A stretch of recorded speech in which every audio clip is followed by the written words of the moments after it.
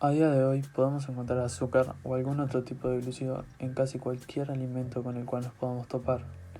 Pero hoy vamos a hablar sobre cómo es que este compuesto tan común llegó a ser tan famoso que cualquiera de nosotros es capaz de conseguir un poco. Todo comienza hace más de 5.000 años. La caña de azúcar ya era considerada una planta alimenticia en Nueva Guinea, de donde parece originarse. Se sabe que hace unos 4.500 años pasó de India, China y Cercano Oriente, donde se encontró un clima propicio y desde entonces se extendió a otros continentes. Los antiguos griegos y más tarde la Roma imperial lo conocían como la miel de la India. En el siglo VI, los persas comercializaron con azúcar refinada y cristalina obtenida mediante un procedimiento de extracción aprendido de los chinos, tanto del azúcar blanco como del azúcar moreno. Asimismo, en el siglo IX se vendió en Egipto como producto exclusivo. Era un artículo tan caro que su uso era escaso. Se vendía en las farmacias de la época por tener virtudes curativas y mejorar la salud, según el pensamiento de la época. Ahora, veamos el origen del azúcar de remolacha. En cuanto al azúcar de remolacha, al ser químicamente el mismo producto, se tardó mucho en descubrirlo. Hasta el siglo XVII, la remolacha se utilizaba exclusivamente como forraje o se utilizaba como planta ornamental. El químico alemán Andreas Marggraf fue el primero en ver posibilidades comerciales para este en 1747, notando la gran cantidad de azúcar que portaba la planta. Más tarde, un alumno suyo llamado Chard encontró la forma correcta de extracción y construyó la primer planta de azúcar en Silesia, con la ayuda del rey prusiano Federico II. El primer azúcar de remolacha se obtuvo entonces, pero aún no parecía rentable dada la escasez de cantidad y de bajo rendimiento. Como en otros eventos de la época, fue Napoleón Bonaparte quien impulsó la explotación a principios del siglo XIX, cuando comenzó a competir seriamente con la caña de azúcar de las colonias americanas. En 1811, con motivo del bloqueo al que Francia fue sometida por los ingleses, Napoleón montó una red de fábricas de azúcar.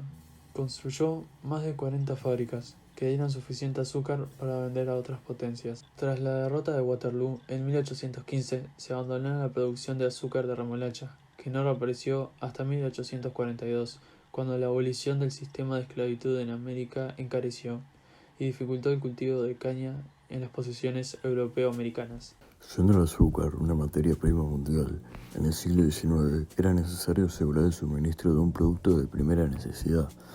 Todos los países comenzaron a investigar materias primas y métodos para obtener el azúcar a bajo precio. Y así fue. Con el paso de los años se fueron perfeccionando los procedimientos para extraer el azúcar, rebajando el precio del mismo. Por ejemplo, una de las curiosidades de la historia del azúcar es cómo lo obtienen los canadienses. Hacen cortes profundos en la corteza del árbol típico de ese inmenso país, el arce, cuya savia cristaliza en un azúcar muy blanco al que llaman azúcar de arce o cristal de nieve.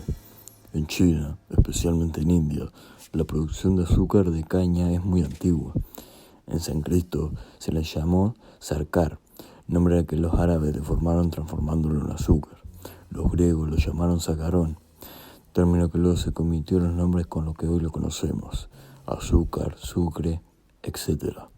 En la Edad Media, los egipcios ya tenían una verdadera industria azucarera. El mismo Colón llevó los primeros ejemplares de Canarias a las Antillas. La planta encontró allí el terreno más adecuado para su desarrollo. El producto blanco se obtuvo comprimiendo la caña en 3 cilindros de hierro. Luego el jugo se calentó a intervalos y se purificó con la adición de cal. Finalmente, pasando de caldera en caldera, se hirvió varias veces hasta convertirlo en una pasta. ¿Cómo se endulzaban los alimentos cuando se desconocía el azúcar?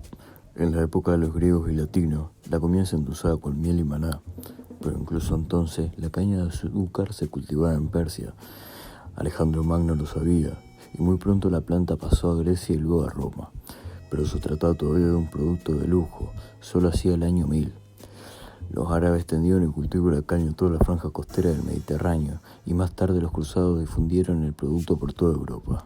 La importancia de este producto comenzó con la introducción del cultivo de la caña de azúcar en el Nuevo Mundo.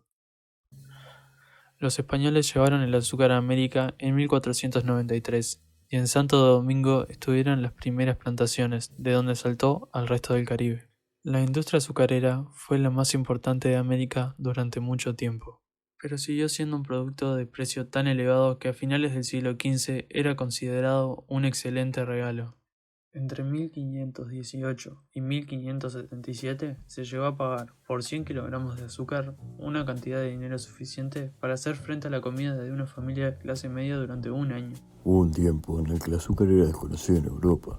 De hecho, este continente llegó en el siglo III, siendo entonces cultivada en la costa este española. Pero tras la caída del Imperio Romano y el advenimiento de los bárbaros, su cultivo cayó en el olvido, así como el procedimiento de extracción del azúcar. Fue también España el primer país en recuperar el cultivo de la mano de los árabes, que la adaptaron a los suelos húmedos de la larga y cálida franja costera de Andalucía. También plantaron la caña de azúcar en los marginales y rebordes de acequias mediterráneas, desde la ciudad de Valencia hasta Tortosa, sobre el año 1000.